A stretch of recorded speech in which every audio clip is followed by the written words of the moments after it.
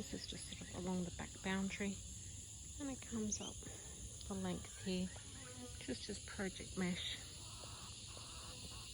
hooped over and secured at the bottom so that they can scratch in the tube,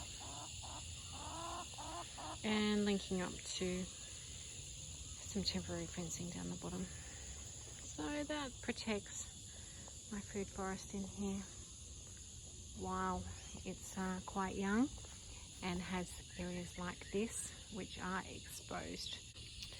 Utilise temporary fencing to keep the chickens either in or out of the food forest area or in the different zones. So I've got some temporary fencing here, it goes all back along that way, and I've got it linking up with what I call a chicken tube, so they can access in via the end. But you can see one chicken just sort of scratching away inside there. The original design idea here was to have this hoop tunnel along the back fence so that they could be the whippersnippers for the back fence. But the idea is that they can get around the perimeter of the food forest, which is this section here, and up to the other side. I've previously had tunnels along there before, and I can redirect these tunnels to suit. I've got a bit of a wood chip filled swale going along this way, so I can put the chicken tube through that way so that they can scratch in the bark and get all the grubs and worms and awesome food source that's in there for them, without tearing through the rest of the food forest and digging up exposed areas of soil like this, which is only a couple of weeks old, where I had sort of remounded some soil as sort of miniature earthworks in this net and pan system. Definitely what is their favourite zone to be in. If they're not fenced off, they will always make a beeline for this area, being the variety of plants that are in here and the good amounts of sort of soft and spongy wood chip areas to scratch in.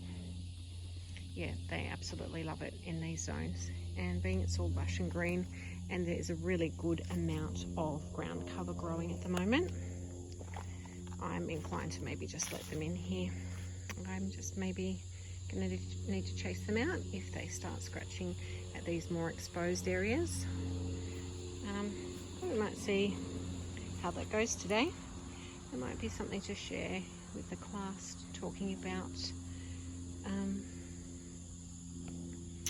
Zone 2 animals, being the smaller animals, next week. So something that I do have planted all throughout my garden is Tulsi, or perennial basil. It flowers all year round where I am in the lower mountains, and it attracts all sorts of insects and pollinators. Got our back perimeter chicken tunnel, and then going on to our food forest zone here.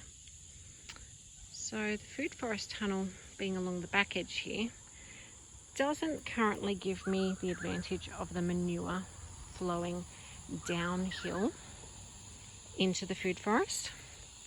I have previously had a similar tunnel up along the top edge, which I'll be looking to do again. Here we go. This is the problem that I have with allowing the chickens into Zone 2, where I have areas that have sort of miniature earthworks to be mounded to retain water into these sort of swale type ditch areas, but there's no ground cover growing here yet. So as you see, they don't pester where there is already ground cover and herbaceous layers growing, but where there's a new section, they like to scratch at it in along what is sort of like a mini sort of wood chip sort of trench along the highest point of the property along the fence here. So yeah, I don't mind these guys being in these types of areas where there's lots of ground cover. but if I leave them in here for any length of time, that, reduces dramatically. This is another of the areas that I don't like them to scratch too close to the root ball of the tree. One of the things that I do intend to do with each of the target fruit trees that I don't want the root balls, scratched up and the chicken scratching too close to the base. So here's the fig tree, which I got from Liz Bastian's place as a cutting about, it would be 4.5 years ago now, is to put just little wire surrounds just to keep them away from the absolute base of the trees, which is all good and well, provided that the soil mounded around the edges of each of these fruit tree guild rings is secured by herbs. So they're the two things that I need to worry about. Whereas this one's well established, it's got ground cover all the way around. If I was to have then a metal sort of wire ring around this tree, I would not be concerned then at all about what the chickens could do in harming this. This guy's just pecking at this the pod of the pigeon pea, which I've got loads of pigeon peas in here. I'm just actually wondering if I might open one up for him, just to see if that is what he's actually after. Oh, George, look what I've got. Hey, buddy, is this what you wanted? Oh, I just dropped one. Is this what you wanted? You looking for this? Oh, you took the pod rather than the seed.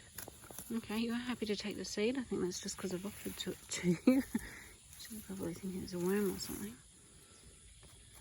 Anyway, let's have a look. Are you actually after... Oh, look at him. Nice grubbity grub up here. What do you prefer out of what you see here? You've got a green grub. Yeah, okay, so definitely wants the green grub first.